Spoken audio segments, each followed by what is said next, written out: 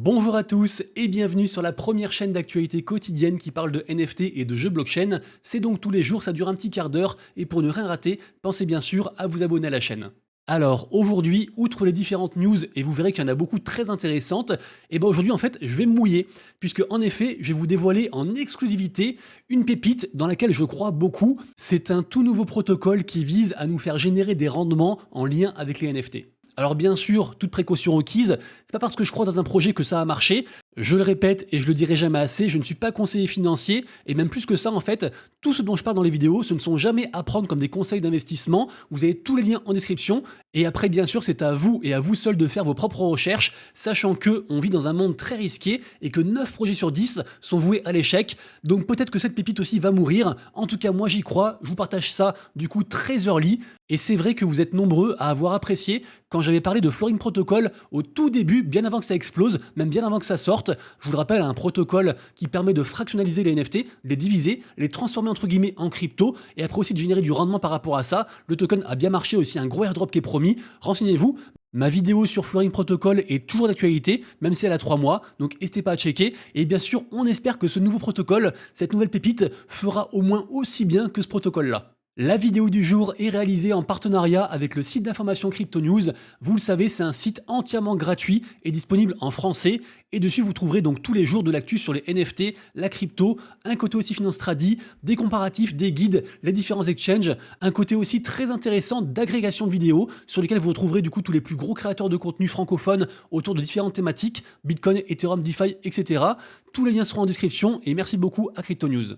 Comme d'habitude, on démarre tout d'abord par un petit récap du marché NFT sur 24 heures et ça fait plaisir parce que malgré le pump des cryptos et du Bitcoin, le marché NFT pump aussi également. Alors c'est léger, mais ça fait quand même plaisir parce que du coup, double bénéf, la crypto pump et le NFT qui s'exprime dans cette crypto pump aussi, donc trop cool. Aujourd'hui, Blue Chip Index à 5700 ETH de market cap. Je vous rappelle que c'est l'indicateur de bonne santé des collections NFT les plus capitalisées sur Ethereum, en gros les meilleures, plus ou moins.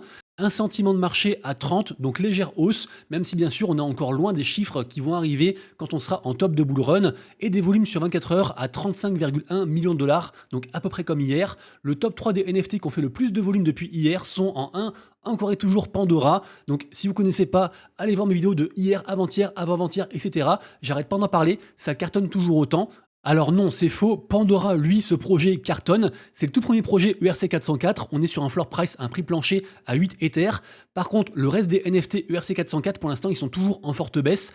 Ensuite, en deuxième position, on a toujours Transdimensional, donc de Famous Fox Federation sur Solana à 5,8 Sol. Et en troisième position, on a toujours la collection NFT PGP Wins qui tourne autour des 20 Ether.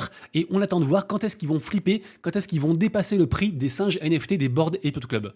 Et pour finir, le NFT le plus cher vendu depuis hier, c'est l'autoglyphe numéro 346, donc c'est de l'art génératif, c'est ça, et ça a été vendu pour 263 000 $, incroyable. Ensuite, au niveau des infos, je voulais commencer par 3 infos un peu générales qui concernent ce qu'on appelle l'adoption de masse. Donc c'est le fait que tout le monde en fait puisse utiliser la technologie NFT de plus en plus au jour le jour. Donc ça concerne à la fois les particuliers mais aussi les grosses entreprises. Et ici, on apprend que l'Empire State Building, donc à New York, introduit un programme de récompense, de fidélisation autour des NFT pour les différents visiteurs. Alors je sais pas pourquoi ils ont mis la tête du journaliste qui a fait l'article en plein gros plan, mais en tout cas la news est assez intéressante et c'est en fait ce genre de choses qui permet de faire en sorte que la technologie NFT soit de plus en plus adoptée dans des cas en fait juste basiques du quotidien, mais qui apportent une vraie plus-value, un vrai plus grâce aux technologies blockchain. Donc tout ce qui est bien sûr certification, logistique, transparence, etc., unicité, on connaît bien sûr. Ensuite, on a Lamborghini qui fait un partenariat avec Vivi. Alors Vivi, j'en parle pas beaucoup, pourtant c'est une très belle boîte. C'est une très grosse plateforme NFT via une application mobile qui fait donc des drops, des ventes de NFT très régulièrement. Et ce qui est cool, c'est qu'en fait, ils ont plein de licences très intéressantes, comme par exemple Disney, Marvel, etc. Donc là, du coup, partenariat avec Lamborghini, ça se passe pour le 18 février. Et nous verrons donc arriver une nouvelle collection NFT Lamborghini. Donc si vous kiffez les voitures, pourquoi pas checker tout ça. Et troisième news, on a une distillerie écossaise qui s'appelle Glenlivet, qui va sortir une collection NFT sur Ethereum, qui va mélanger à la fois l'intelligence artificielle pour le design des NFT et aussi une collection de whisky vieille de 50 ans.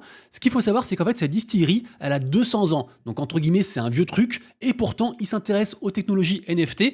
La vente commence, je crois, le 21 février, ici. Alors, ça devrait donc être assez cher. Il prévoit que les prix dépassent les 43 000 $ par NFT slash bouteille, puisque donc un NFT correspond à une bouteille, donc de cette collection The 12 Elements, c'est son nom. Et ce qui est très intéressant, c'est qu'ils vont servir des NFT comme preuve d'authenticité et de suivi et de certificat numérique par rapport à ces bouteilles de whisky. Donc vraiment, très belle application de la technologie NFT. Et de toute façon, vous le savez, je suis convaincu qu'il y aura de plus en plus d'usages comme ça autour de la technologie NFT. Ensuite, j'en ai parlé hier, une des grosses actus de cette semaine, c'est bien sûr l'annonce du airdrop de Starknet. Malheureusement, vous l'avez vu hier, je ne suis pas éligible, mais pourtant, deux bonnes nouvelles. La première, c'est qu'on entend des rumeurs qui disent que la team de Starknet pourrait revoir les critères d'éligibilité et donc les adoucir. Ça pourrait être cool et peut-être que du coup, on pourrait être dans ce airdrop au final. Et seconde bonne nouvelle, c'est qu'on a une grosse collection NFT assez hypée qui s'appelle donc Starkurabu. Hier, j'ai parlé de la collection Evrail, mais peut-être que Starkurabu sera le blue chip, la meilleure collection sur Starknet. En tout cas, on peut déjà vérifier si on est éligible à avoir une whitelist, donc un spot pour ce projet, sachant que si vous avez minté un nom de domaine Starknet, peu importe tout le reste, vous serez éligible. Après ce qu'on fait du volume, vous serez aussi éligible. Donc c'est peut-être une maigre compensation, mais si vous n'êtes pas éligible au airdrop de Starknet, peut-être que vous serez éligible à ce mint. Alors, puisqu'on parle de airdrop, je vous redonne quelques infos comme ça que j'ai en tête. C'était pas forcément prévu, mais sachez que moi, il y a deux narratifs que j'aime beaucoup, enfin deux tendances qui sont liées aussi à des narratifs du moment.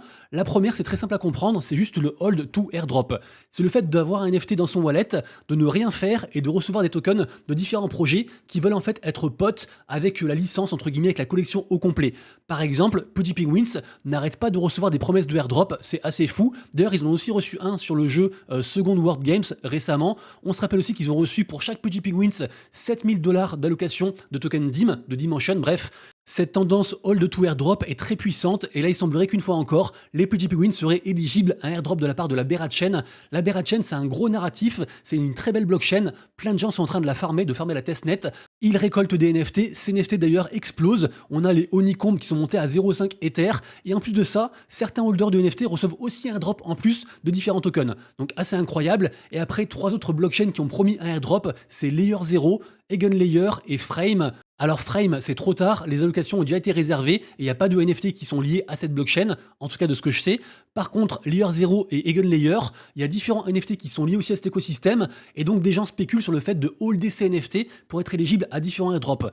Bref, tout ce qui est Layer 2, ZK Rollup, solution de scalabilité, peu importe, qui a promis un airdrop, c'est vraiment une grosse narrative actuellement et c'est en lien aussi avec les NFT et donc il faut checker. Et pour finir sur l'airdrop, allez checker le projet Beeble. Alors, il n'y a pas de NFT à ma connaissance. Par contre, c'est le premier projet Web3 dans lequel Samsung a investi. Ils vont faire évidemment un token. Il y aura aussi un airdrop. N'importe qui peut y avoir accès. Il faut juste du coup écrire sur cette messagerie. Oui, parce que je vous l'ai pas dit, mais ce projet, c'est pour la faire courte, une sorte d'application de messagerie, un peu comme Telegram Messenger, mais version Web3. Et c'est de plus en plus hypé. Donc pourquoi pas le faire ? Décidément ensuite, il y a une hécatombe actuellement, on a encore un projet qui arrête tout, qui met la clé sous la porte. Le projet Robotos, c'est comme une collection NFT qui date de 2 ans et demi en arrière, et là en plus le marché va mieux, et pourtant ils arrêtent tout, ils quittent tout. Donc après les ours dont j'ai parlé hier sur Solana, maintenant le projet Robotos, ce sera pas le dernier bien sûr, faites attention à vous, n'importe quel projet NFT peut disparaître du jour au lendemain. Je continue avec la collection NFT Doodles. Décidément, ils ont que des bonnes nouvelles actuellement. D'ailleurs, la floor price continue à augmenter. Je crois qu'on est monté à 2,8 Ether, ce qui est vraiment très bien.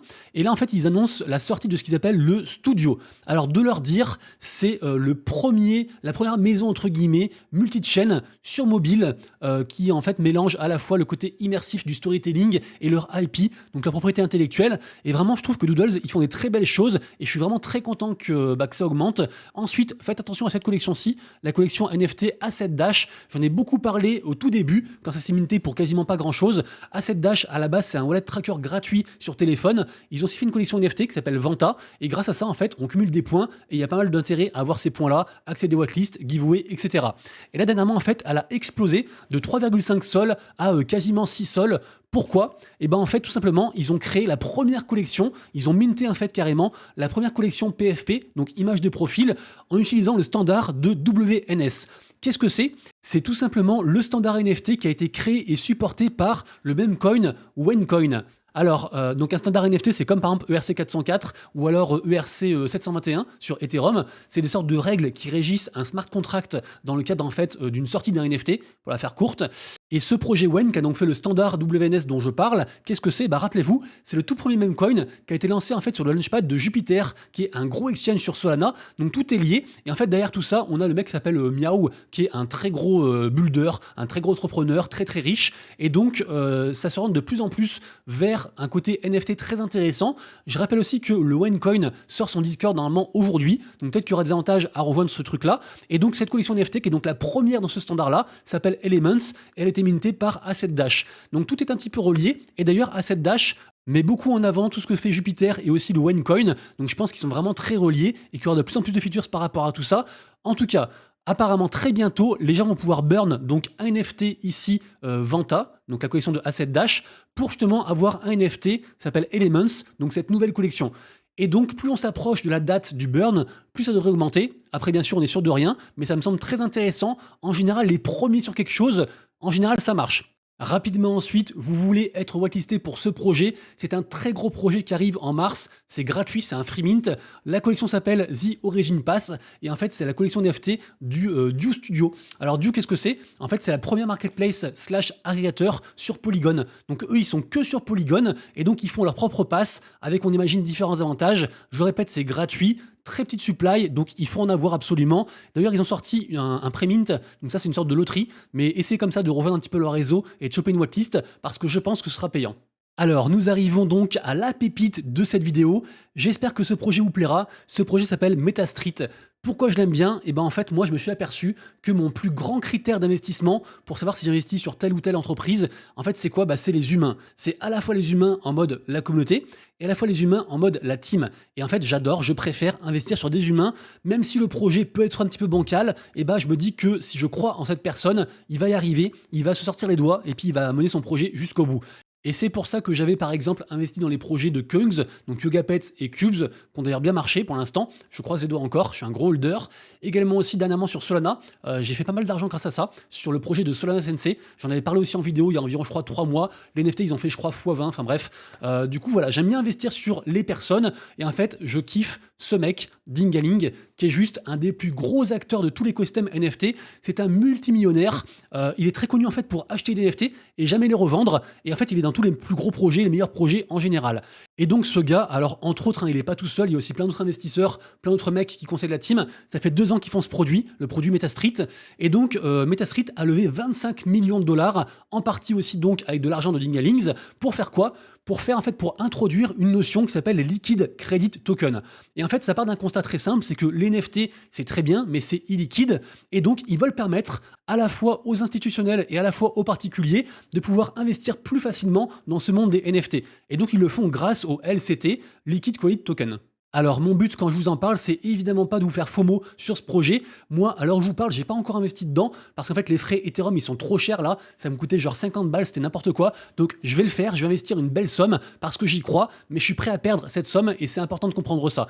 Évidemment, vous irez voir du coup tout ce trade, il est très complet, il y a plein d'investisseurs, le projet est open source, il est audité, certifié, il y a de l'argent, il y a des VCs, il y a plein de trucs. Je vais vous dire concrètement comment ça se passe, mais juste avant, la phrase qui m'a marqué dans leur thread, la phrase je pense la plus importante, notre mission consiste à faire évoluer les marchés de capitaux de la dette en chaîne pour les NFT et les autres actifs illiquides.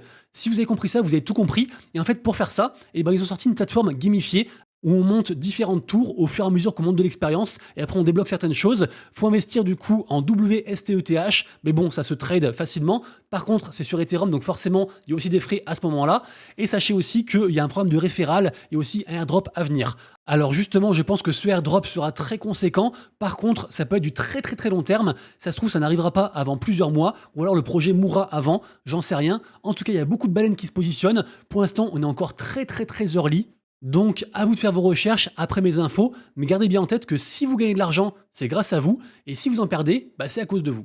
Et pour terminer les infos générales, on parle de ça et c'est parfait. Ça me fera une transition parfaite pour le côté gaming, puisque en effet on parle de Arcade. Alors à la base, Arcade c'est un protocole de lending, donc c'est du pré-NFT. Les gens peuvent soit mettre en collatéral un NFT, emprunter de l'argent, soit faire l'inverse, apporter la liquidité pour après avoir des rendements. Ça peut aussi servir, on s'en rappelle, ça a déjà été fait. Imaginons j'ai une Rolex dans la vraie vie et en fait je veux de l'argent. Par exemple, je crée un NFT qui est lié au droit de propriété de cette Rolex et en fait je vends après ce NFT à travers le monde via la blockchain. Je peux aussi emprunter de l'argent en mettant ce NFT en collatéral via Arcade et puis comme ça j'ai mon argent, je fais ce que je veux avec et après quand je rembourse, je récupère mon NFT et si je rembourse pas, le NFT du coup transite à la personne qui m'a prêté l'argent et après elle peut réclamer ma montre physique si elle le souhaite. Bref, c'est un truc très intéressant, faut faire attention avec ça bien sûr, mais c'est très intéressant et là Arcade ils sortent un processus gamifié. Alors de ce que j'ai vu, je me suis pas plus renseigné que ça parce que pour l'instant ça me concerne pas. En effet, j'ai pas de collections qui sont ici, mais en gros, il y a différentes collections NFT qui peuvent claim donc un airdrop lié à Arcade, des sortes de tokens de ce que j'ai vu, des tokens de ARCD, et grâce à ça, ils peuvent s'affronter sur du PvP, je sais pas trop quoi, pour gagner des choses. Voilà, je sais juste ça. En tout cas, Arcade, c'est un truc entre guillemets de confiance qui marche bien avec des très gros acteurs, donc c'est intéressant. Et s'ils incluent du coup une collection NFT que j'ai, je me renseignerai plus dessus évidemment. Deuxième partie de la vidéo, la partie blockchain gaming, et on commence par ce qui pourrait être un truc absolument énorme dans le futur, puisque en effet, on parle du Apecoin. Le Apecoin, rappelez-vous, c'est la crypto qui est liée à l'écosystème des Bored Ape et de Yuga Labs au sens large. C'est un truc indépendant par rapport à eux et qui est très axé gaming. En effet, il y a plein de jeux, notamment ceux du Yuga Labs, qui utilisent ce Apecoin. Le souci, je vous le rappelle, c'est qu'il y a beaucoup trop de gens qui stackent leur NFT et du Apecoin pour générer du Apecoin. Et en fait, ils mettent une pression vendeuse constante sur ce token. Et pour l'instant, il n'y a pas encore assez d'utilité pour renverser la tendance. Sauf que là, qu'est-ce qui se passe? La Apechain va arriver. Donc ça, du coup, maintenant, c'est sûr et certain. Elle arrive sur Arbitrum. Les gens ont voté. Car oui, je vous le rappelle, le Apecoin, c'est aussi une DAO, une Decentralized Autonomous Organization, et donc c'est les gens qui votent à travers ces différentes propositions pour l'avenir de ce token. Et donc là, ils ont voté à plus de 50% pour que l'Apechain arrive sur Arbitrum, et même si cette blockchain Apecoin arrivera sûrement dans très longtemps, c'est vraiment une très belle lumière au bout du tunnel pour ce token, qui aura peut-être enfin une vraie utilité à travers les frais de transaction, etc. Vraiment hâte de voir, hâte de suivre ça. Et puisqu'on est sur la blockchain Arbitrum, j'ai pris des nouvelles aujourd'hui de Xai. Xai, rappelez-vous, c'est un layer 3 sur Arbitrum qui est sorti très récemment. Le token date de janvier, donc vraiment très récent. D'ailleurs, le token a bien marché. On est à 1,03$. Et justement, là, il y a un jeu qui semble bien marcher, qui commence aujourd'hui. Ce jeu s'appelle Taroshi Game, c'est un RPG. J'ai vu qu'il y avait aussi un mint en cours sur les Genesis Trainers qui sont ici. Alors, ça reste un domaine très niche. On est sur un layer 3 sur Xai. Mais ce projet, au vu des réactions sociales, semble intéressant à surveiller. Ensuite, très grosse nouvelle, un des projets gaming les plus hypés du moment, le projet Overworld des studios Xterio, a annoncé avoir levé encore une fois des millions de dollars, en l'occurrence 10 millions, avec pas mal de gens très intéressants, des gros fonds d'investissement. Donc ce projet pour l'instant est quasiment que théorique. Ils ont juste sorti un petit trailer. Par contre, ils font régulièrement des snapshots sur ces NFT qui sont à 1,2 ETH pour justement en fait un token je crois MNCT de tête qui devrait arriver très bientôt. En tout cas, c'est ce qui était annoncé à la base. Mais en fait, ce qui rend le plus bullish sur ce projet, c'est le studio qui est derrière parce que le studio c'est donc Xterio. Xterio c'est aussi un launchpad et en fait ils ont propulsé pas mal de gros projets qui ont très bien marché. Et d'ailleurs, le projet Persona dont j'ai parlé, je crois, avant-hier, qui est un projet bien hypé, bien tendance actuellement, sera donc lancé sur le launchpad Xterio. Autre gros projet également qui a levé encore une fois de l'argent, c'est le projet Ultiverse. Ils viennent de lever 4 millions de dollars et donc ça fait une évaluation de leur boîte à 150 millions de dollars, assez incroyable, avec pareil plein d'investisseurs, sachant que de base c'est un projet backé par Binance Labs et Ultiverse, en gros, c'est une sorte de gros métaverse, pour la faire courte, et qui aide aussi les gens à créer des métaverses via l'intelligence artificielle. Donc du coup, gros projet à suivre, Ultiverse. Ensuite, je parle de BitBrawl, qui est donc une plateforme de combat sur Solana à travers leur token Brawl. Alors, je connaissais pas du tout, mais en fait, j'ai reçu l'info par le fait d'être holder de téléphone Saga, le téléphone de Solana. On peut recevoir chaque jour une roulette gratuite à faire, et quand on la tourne, on gagne des points, et à la fin, il y aura un airdrop de Brawl, et a priori, n'importe qui peut le faire, juste vous marquez le code Saga quand vous allez dedans, et comme ça, vous aurez une roulette par jour à faire, et à la fin, le airdrop. Et pour terminer, il faut absolument que je me renseigne sur ce projet gaming que je ne connaissais pas, qui s'appelle Metatoy City. Donc c'est un projet qui est mis en lumière, qui est mis en avant par le layer 2 Immutable X. Pour moi, Immutable X, c'est un petit peu le futur du gaming, notamment avec leur solution ZKEVM et leur passeport. Et justement, ce projet utilise le passeport Immutable X. Et ce projet, c'est donc en fait un MMORPG backé par Sandbox, enfin un Sandbox Network, et qui a déjà levé 2 millions de dollars. Et voilà, pour l'instant, je connais juste ça. Et aussi, bien sûr, que le jeu est déjà disponible et gratuit. Nous y voilà, nous sommes à la fin de la vidéo, merci d'avoir suivi. Si vous avez aimé, pensez à mettre un pouce en l'air et nous on se quitte comme toujours avec les NFT à surveiller. N'oubliez pas d'aller check, ça bouge beaucoup, à la fois les mints du jour et à la fois les collections à surveiller. Et si vous voyez la vidéo le lendemain ou quoi, c'est pas grave, regardez quand même ces collections-ci, des fois c'est mieux de pas minter et d'acheter au secondary market sur OpenSea, Blur, etc. Les amis, du coup c'est tout pour moi, on se retrouve demain pour la prochaine vidéo. Et d'ici là bien sûr, prenez soin de vous, de proches et de vos wallets, c'était Monsieur Rabbit, des bisous, ciao.